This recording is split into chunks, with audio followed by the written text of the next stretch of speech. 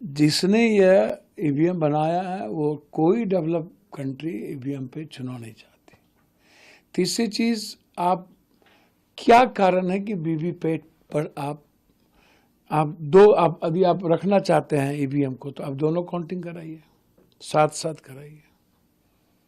सही क्या है इसको कौन बताएगा? आदमी नहीं बताएगा। जब आपके पास वीवीपैट है और हम उसको देख करके चीज़ों को ला सकते हैं, तो आप कहते हैं कि नहीं, गिनती करने में समय लग जाएगा। आप हर प्रोसेस से भागना चाहते हैं। तीसरी जो सबसे और भी इम्पोर्टेंट है वो है कि मशीन 90% बैटरी खत्म नहीं होती और उसमें वोटिंग डला हुआ रहता है, वोटिंग डल जाता है, वो सारी चीज़ें। पांचवी चीज़ ये है कि 20 लाख जो चोरी हुई थी ईवीएम, वो मशीन कहाँ है? न सरकार पता की न उसका कोई जवाब आया। तो इसका मतलब है कि हम कहीं ना कहीं उस ईवीएम का इस्तेमाल चुनाव में करना चाहते हैं तो कर लेते हैं।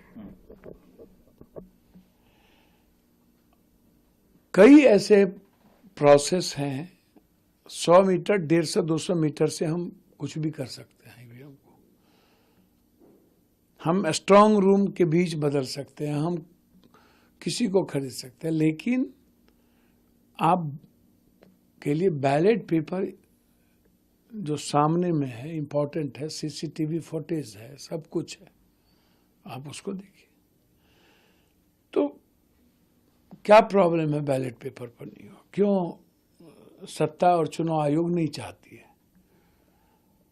तो तर्क है और क्लियर है कि ईवीएम, जिस दिन ईवीएम पर चुनाव बंद हो जाए, आप उठा के देखिए, महाराष्ट्र में 6 लाख वोट लोकसभा में आए, विधानसभा में 4 लाख वोट आए।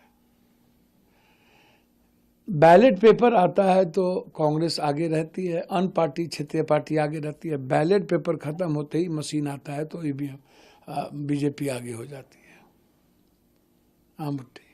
पंचायती राज व्यवस्था में जहाँ ईवीएम नहीं है वहाँ बीजेपी नहीं चुनाव आती है। आप उठाइए, अब देख लीजिए। तो इसको समझने का प्रयास कीजिए। अन्य स्टेट में जहाँ बीजेपी नहीं है वहाँ पर बीजेपी चुनाव